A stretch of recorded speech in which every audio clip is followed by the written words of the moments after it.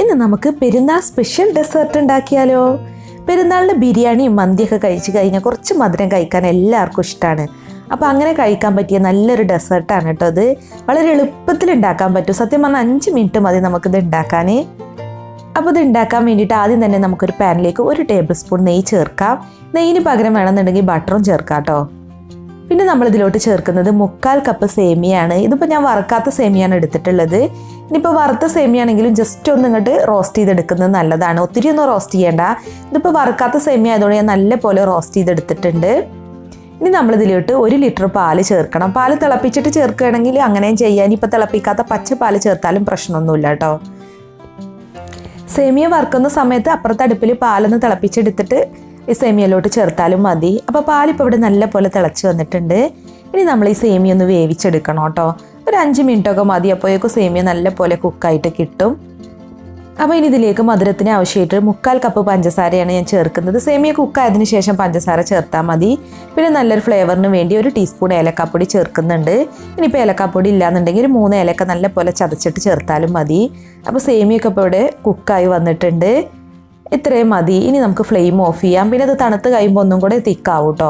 അപ്പോൾ ഇനി ഇത് തണുത്തതിന് ശേഷം വേണം നമ്മുടെ അടിപൊളിയായിട്ടുള്ള ഡെസേർട്ട് റെഡിയാക്കി എടുക്കാൻ. ഇപ്പോൾ നമ്മൾ സേമിയ പായസമാണ് ഉണ്ടാക്കി വെച്ചിട്ടുള്ളത്. അപ്പോൾ അതിന് വേണ്ടിയിട്ട് ഇപ്പോൾ ഞാനിവിടെ 2 പഴുത്ത നല്ല മാങ്ങ എടുത്ത് വെച്ചിട്ടുണ്ട് കേട്ടോ. അത് നല്ല മധുരമുള്ള നല്ല ഫ്ലേവറുള്ളൊരു മാങ്ങയാണ്. അപ്പോൾ അതിൽ നിന്ന് ഒരു ചെറിയ പീസ് ഞാനിവിടെ ചെറുതായിട്ട് കട്ട് ചെയ്ത് വെച്ചിട്ടുണ്ട്. പിന്നെ കുറച്ച് വലുതായിട്ടും കട്ട് ചെയ്ത് വെച്ചിട്ടുണ്ട്. അപ്പോൾ ഇത് നമ്മൾ മിക്സിയിലിട്ടിട്ട് നല്ല പോലെ ഒന്ന് പേസ്റ്റ് ആക്കിയിട്ട് എടുക്കണം. അപ്പം ഞാനിതിപ്പോൾ പേസ്റ്റ് ആക്കി എടുത്തിട്ടുണ്ട് കേട്ടോ. വെള്ളമൊന്നും ചേർക്കാതെ വേണം നമ്മളിതുപോലെ പൾപ്പാക്കി എടുക്കാൻ. അപ്പോൾ സേമിയ പായസം ഇവിടെ നല്ല പോലെ തണുത്തിട്ടുണ്ട്.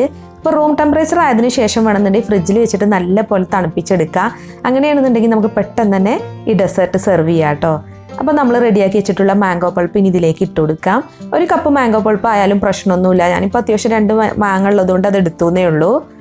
അപ്പോൾ 1 കപ്പൊക്കെ വേണം കേട്ടോ മാംഗോ പൾപ്പ് നമ്മൾ ഈ അളവിൽ ഉണ്ടാക്കുന്ന പായസത്തിൽ ചേർക്കാൻ. അപ്പോൾ കണ്ടോ നമ്മൾ മാംഗോ പൾപ്പ് ചേർത്ത് മിക്സ് ചെയ്തിട്ടുണ്ട്. അപ്പോൾ നല്ല തിക്കായി വന്നിട്ടുണ്ട്. ഇപ്പോൾ നല്ലൊരു മാങ്ങയുടെ ഫ്ലേവറുള്ള സേമിയ പായസമാണ് നമുക്ക് കിട്ടിയിട്ടുള്ളത്.